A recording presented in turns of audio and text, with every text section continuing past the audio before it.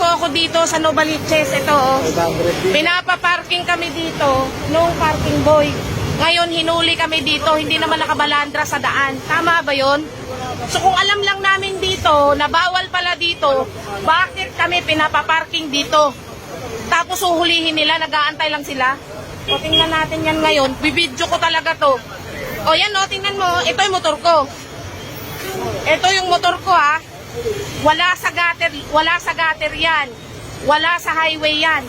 Bakit nila titikitan? Ba't nanguhuli? Allowed ba manghuli tong mga to? Allowed ba kumuha ng lisensya tong mga to? Allowed ba? So, hindi po pwedeng ginagawa nila dito, ha. Hindi po pwede to. Tingnan mo, wala sa gutter.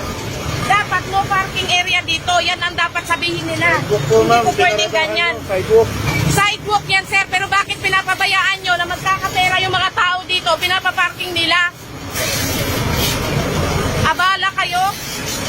Eh kung alam lang namin na bawal yan, eh, hindi na kami papasok dyan. Binabayaran namin sila dito. Tama ba itong ginawa ng mga to? O tingnan mo ha, wala sa gutter yan, lagpas o. Okay pa sana kung nasa labas ka eh. Pero hindi eh. Ang daming nakaparking na motor doon oh. Kami lang dito ang hinuli.